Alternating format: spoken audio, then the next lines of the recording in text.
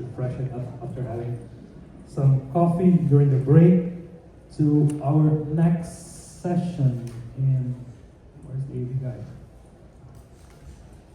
Yeah, we're gonna flip that over in a second, but let me introduce the next session. It's gonna be a discussion group titled Seeing Through the Madness, How to Actually Get AI Accepted in Finance, where we're gonna be discussing topics such as how to see past the hype and truly understand where AI can transform, how to anticipate the future regulations and avoid losing out, and how to develop a culture of AI acceptance and trust.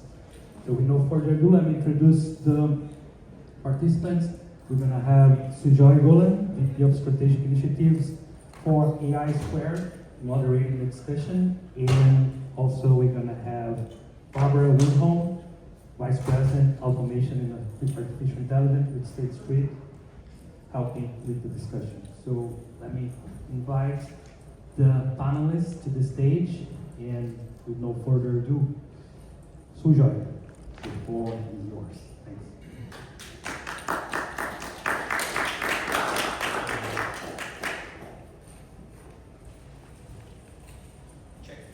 Check. Yeah, so.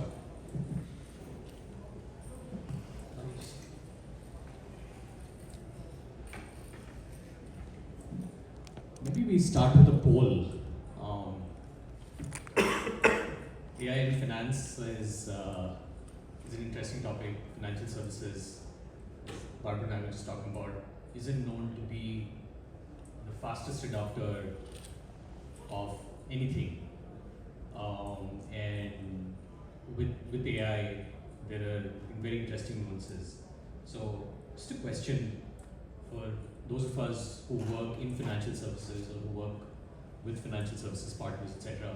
Where do you see AI adoption in your company or the companies that you're associated with?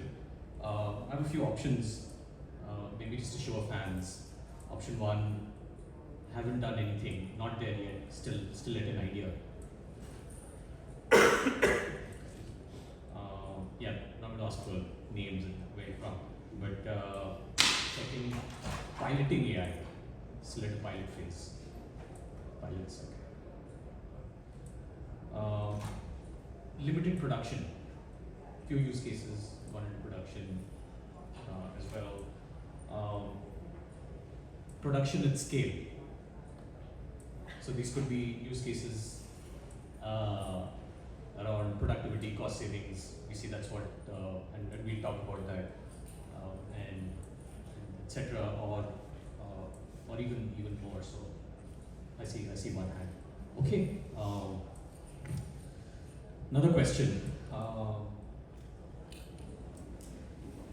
Given your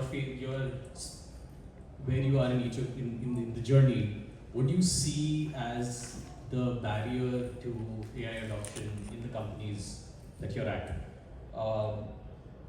One, again, regulatory uncertainty. How many of y'all are slow because of regulatory uncertainty? One, okay.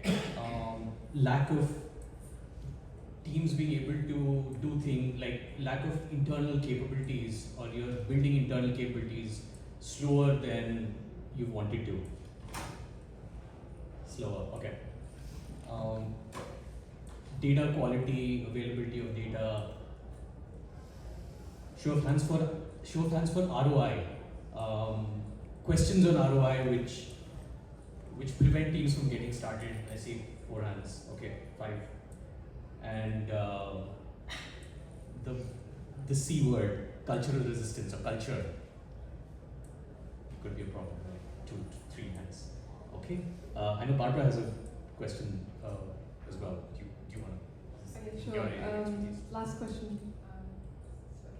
Yeah, I'm interested. Who here thinks they have a really robust AI governance framework in place already within their organization? Show of hands. Maybe that's where we start. Barbara, from your perspective at State Street, what do you think is the biggest hurdle from a governance perspective to the adoption of AI or the other emerging technologies that you're working on? Yeah, I think we touched upon a few things. I would say definitely governance framework, really, really important that you have when you're thinking of implementing AI, Gen AI, that you have a robust governance framework in place.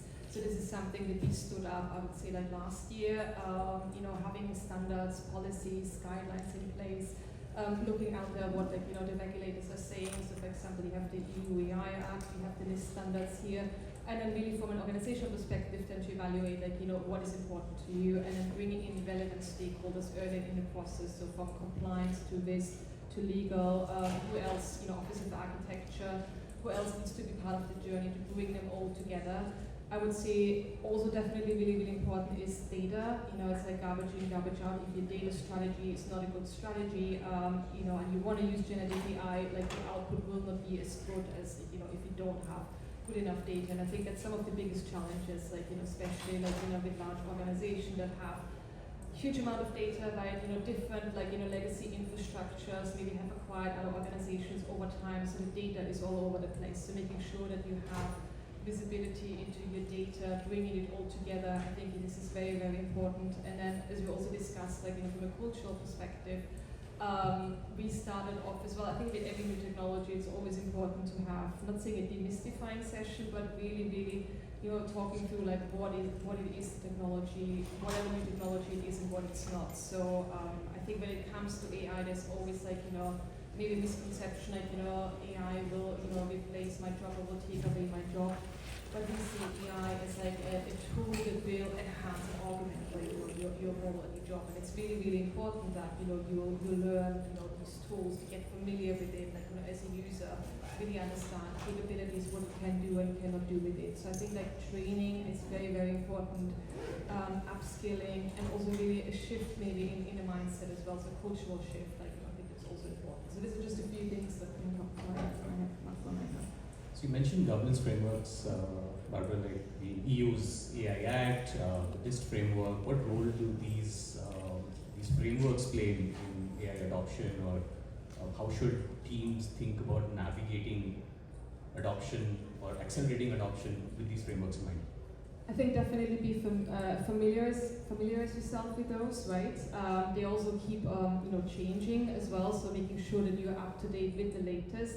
And then you would have to bring it in with your governance framework, right? Making sure if there's a mention on data access, whatever it is, making sure that you bring this in within your current governance structure. This is really important when you think about the standards and the policies that you will want to follow or processes, right? So incorporating that.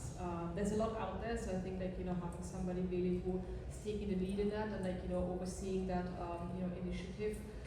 Really, really important. And then again, seeing how is it applicable to existing policies, like data governance, for example, cybersecurity maybe, how is it relevant to existing policies, and where do we have some gaps, and how do we fill these gaps? I think that's very important. And Barbara, from your perspective, what role does trust play in getting users to adopt AI? Yeah, I think trust plays a very important role, especially when it comes to generative AI and the concept of agents of generative AI creating new content based on what it has learned, right? Really, really important, as a user to check that, right? The notion of hallucination, is out there. So I think, as a user, verify the content. So we, in every single process, where we have adopted generative AI, there's always a human in the loop, right? Ultimately, don't send anything out, or making sure that somebody is checking that, making sure that the user also knows what to check out for. From a data perspective, I think it's good to have data lineage in place as well to see what data has it used. Should, for example, when we think about agentic AI, and you give agents access to data, should the agent have access to this data, right? So it's a lot of feedback loops, human in the loop, and then reiterating it and learning from that feedback. So I think trust is really, really important. But from a user perspective, it's also really, really important, to double check whatever the output is, whatever AI is generating, to make sure that the user also validates that. We can feel free to stop us, ask questions, and we can really go deeper into areas that are of interest. Barbara, you mentioned human in the loop, and again, in my experience, a lot of initiatives that are being run, that are being piloted, taken to production, etc., are simpler, either productivity-led, automation-led, things like call summarization, things like next best actions, offers, etc. And I think by design, these are human in the loop kind of initiatives because they're not automating. These are not agents that are taking end action, but they're also helping or enabling users to make better decisions and to then take action. Where I felt adoption, or what I felt could accelerate adoption in these cases, is to not run large monolithic projects which take a year to pilot, and then you're suddenly pushing this into the hands of a few hundred users in terms of if you're at a large company or even at a smaller company into production. That's when users suddenly see data, insights, output which they're not used to, and if effectiveness is not measured, that's when initiatives tend to kind of break down, fail, etc. What we found really teams doing in companies that I work with is faster, smaller iteration cycles. So run initiatives or pilots that last a few weeks, get this in the hands of users, and capture user feedback. You spoke about human in the loop with feedback itself, and then users are able to see something, they're able to provide feedback. Data and AI teams are then able to act on that feedback, improve AI, make the changes they need to be able to make output better or the user experience better. It is just so much that hinges on the right user experience itself, not just the output of the AI model. And we've seen in my teams that if you're able to run these sprints, if you can call it, with building something really fast, putting this into the hands of users and getting feedback within the boundaries of governance. Doing something fast doesn't mean you compromise on security or privacy or your governance itself. So we've seen successful teams do that really well, or teams that do that well be successful. Yes. In terms of success and effectiveness, could you share some KPIs or some measures of success that you've seen work well or at least attempted? Yeah. So most teams or like chief data AI officer want to start measuring ROI. We've seen that pressure, and we're talking about it. Barbara, do you want to talk about ROI? I have some ideas on what my teams are doing, but Yeah, I think to the point that's valid question, right? With every new technology, there's always when are we going to see ROI and how are we going to see ROI? And then sometimes the answer is it might be not initially, but it might be more from an operational perspective. So, for example, a lot of the use cases that we are seeing, like meeting summarization, for example, or writing emails and things like that, it's more from an operational efficiency perspective. So it doesn't necessarily mean generate new ROI, but then also some other use cases, it's more with the focus of reducing risk or increasing your governance, right? So that you can make a use case saying, well, that might not give us ROI, but we reduce our risk by X amount, or we reduce something else by this amount. I think what I also think especially when you're maybe a public company, right? The question is always I think the demand is the wrong word, but the expectation is that you're gonna be received or you're gonna have ROI much more quicker. Whereas if you're a privately held company, they would give you maybe more time, so you might have a few years to actually experiment and research technology.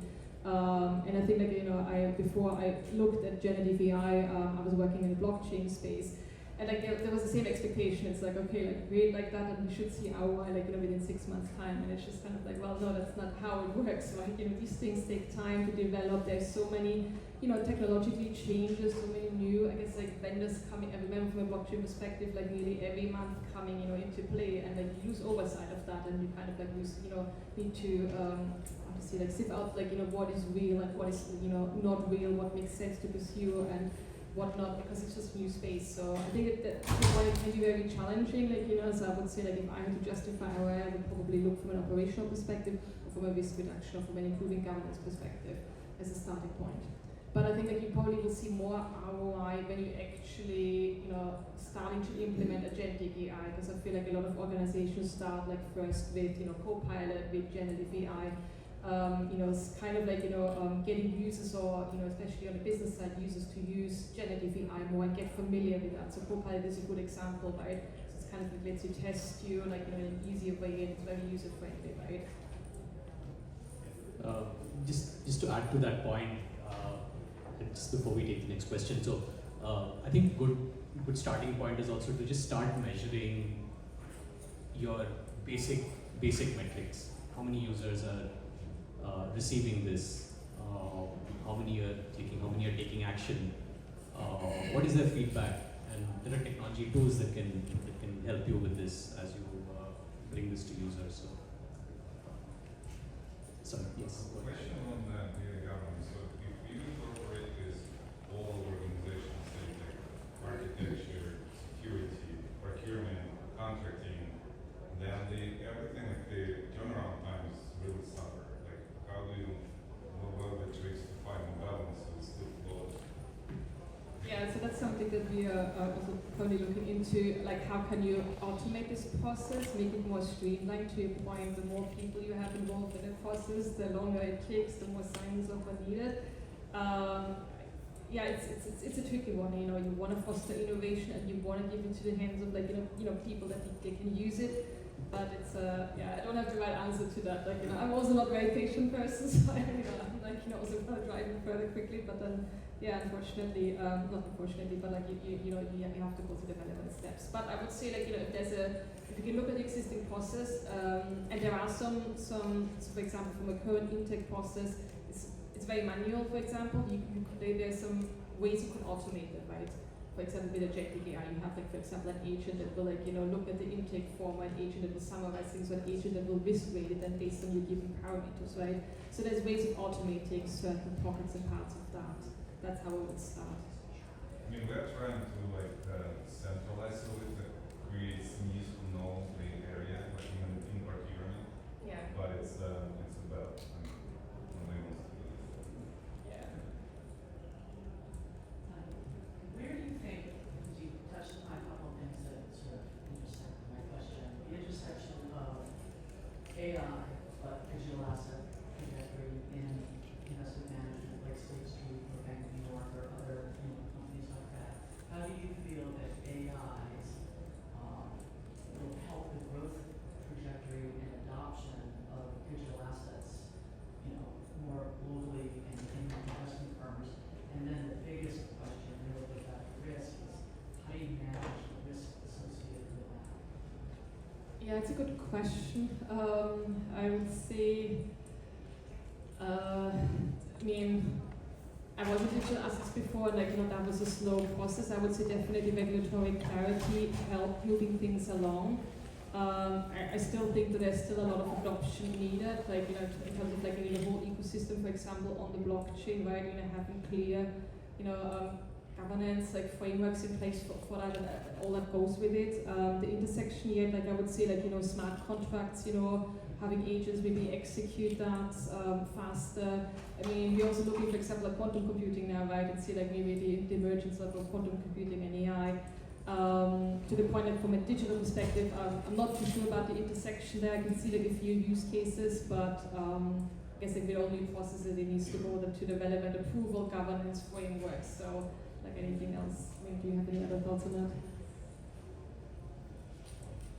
No, nothing on digital assets.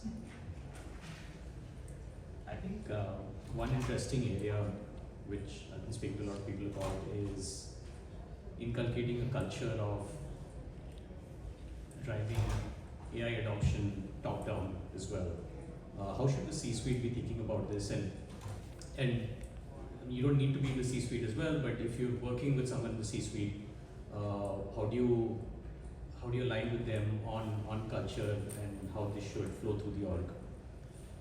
Yeah, I think I read a recent article on MIT where they did say that they looked at the return on the investments for AI, and they did see that I think that the numbers were not really great. I think like what is it, 60% or something, like adoption or 60%, the MIT report. Yeah. So I think that raises a lot of like interesting questions, like in terms of like why is it not adopted as much as it should be maybe? I mean, from our perspective, I think with every new technology, it's important like that from a technology perspective, you're not pushing something out to the user, because like sometimes, and I used to be part of the business side, and like I remember when we got like something new, it's like okay, there was an email and there's a new application, and like go and use it now without any further information. Not at stage but like just as an example. So I think like instead of like that approach, like what I've seen like working for example in a digital perspective is like you working with the relevant business users in tandem. So bring them in early on in the process so that they understand what we're trying to do here, how we're trying to change it, how this new technology will help at educating them on the new technology. So really because they are, I would say, like the key, because they understand how the process works today, they know the ins and outs. And then you kind of like have to connect it, like be the middleman from a business side, liaising with technology and kind of like bridge the gap here. I think this is really important. Definitely having educational and training session, make it accessible, so that users don't have to like spend like a long amount of time to find this information. And then what also worked really well, what we have implemented is like having a hackathon, but for non-technical people. So meaning like like last year we did one that focused on generative AI, like with the goal of including businesses, like so people that are on the business or the operations area to come with the business challenge and problem, and then they would learn the technology, and then during the hackathon they would then work on a solution themselves. So that really worked well and motivated them to actually learn about the technology. So that's some of the things that I can think of top. But like I would say definitely the message needs to come from top down, right? There needs to be support there. I have one thing to add there. If you're running a pilot or taking something to production, don't just spin up another new application. Users already have too many applications to go to. What we've seen work really well is integrating this into existing workflows. So product recommendations, call summarization, can they go into the CRM? That's where, because users spend most of their time, they open it up in the morning, they can take action based on what they see. Customer service agents, if they want information, this is within their customer service software, that they will use it and consume it and act on it. Similarly, there are marketing teams and they're running campaigns, can they see segments within the software that they're using to target and run campaigns on it. So I think this just makes so much of a difference in terms of user adoption, rather than just sending something to them on a separate dashboard, or worse, on email. That's just the worst if you doing that.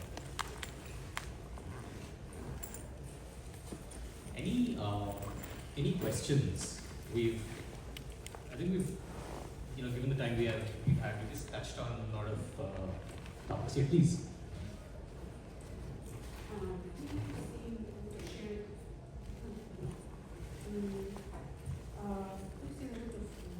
Cases where the GDPR is applied in the production chain, so and brings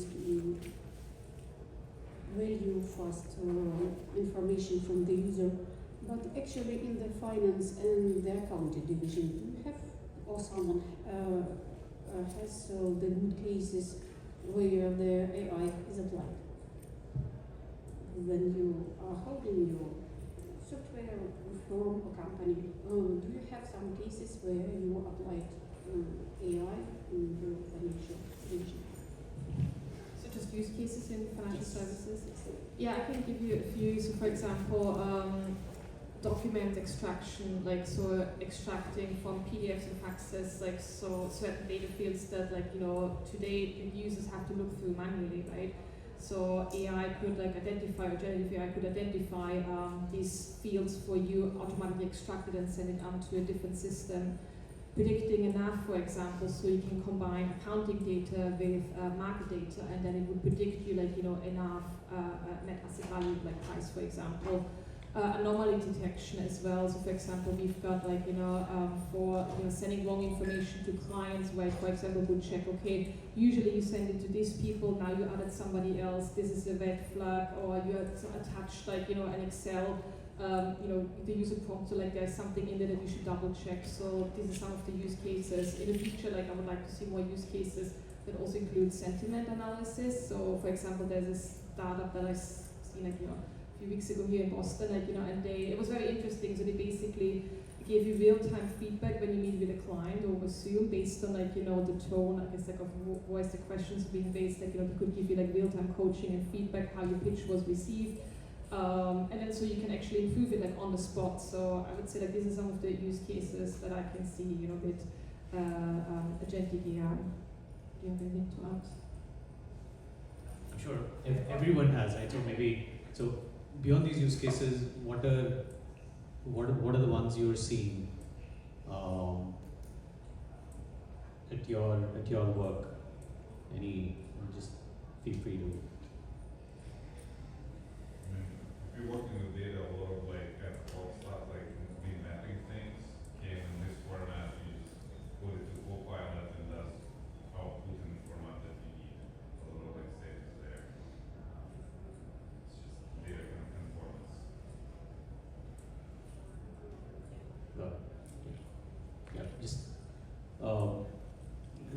Just to add to that, Barbara. So I'm seeing. Product recommendations. So a lot of use cases which enable sales, marketing, customer success teams, internal business teams, product recommendations, next best actions, churn scores, things like risk scores, etc. A lot of these are not necessarily generative AI applications. Some of these are machine learning, but they're still or a combination of both. Things like understanding or predicting compliance defects, or understanding why risk is increasing in certain teams, etc. AI going into BI dashboards, I think that is interesting, where there are just so many existing legacy dashboards which are still static, but teams are now wanting to get insights from them or get actions from them rather than just consuming static charts. So the team's trying to build AI into their dashboards now. They could work with the dashboard vendor itself, but there are newer technologies coming in that are able to connect to existing dashboards and give them prompts, etc. It's one thing to add. I don't know if anybody from Microsoft is here, but what I would like to see, for example, creating automated PowerPoint presentations, because I don't like doing this. It's not there yet, I feel like. So I'm trying to sift ways around it to make it work, but if anybody's thinking, that would be a good use case, I would say. It's how much time you save on, or I spend on PowerPoint presentations. If that could be automated, that would be great. But there are some AI tools like Gamma AI. I know, but we kind actually of the presentation. we could have all used that, right? as Gamma, If you it's heavily regulated, pretty impressive. But yeah, I know a few other ones that are out there. Yeah, but the sake for Microsoft Suite. But maybe alluding to the credit scoring example you mentioned, I think the whole credit acquisition, credit underwriting space is one that's really prone for agentic AI automation, because the process that really touches different, I guess, dimensions of the customer life cycle, right? The whole, AML or your customer process, going through, interfaces with external credit bureaus to bring, FICO score in the case of, retail customers, all the way to the integration downstream to the product processors to really, settle the credit being acquired. So I think financial institutions are different at this stage into automating and using agents into that whole journey, but it's an area that I see is very prone for agentic AI benefits because of this very sort of intertwined nature of the tool. Yeah, that's a good example. Workflow automation, but bringing in agentic AI. Yeah, for underwriting, and that is a great example. And finally, it ends with still human being in the loop because the underwriting decision still needs to be taken by a human, but now it just makes everything so easy. We are seeing with this with large insurers who are starting to use this. The challenge that with the whole credit acquisition process is very regulated, right? There's a whole set of fair lending regulations that require that credit acquisition decisions to be very fairly documented and evidenced what are the features and criteria being adopted into the decisions. So that's probably a challenge to, leverage the more kind of black box, generative, agentic AI models, but I still think there's something that can be done. I think we're almost at time. Yeah. Okay. Thank you all for being here. We're still around.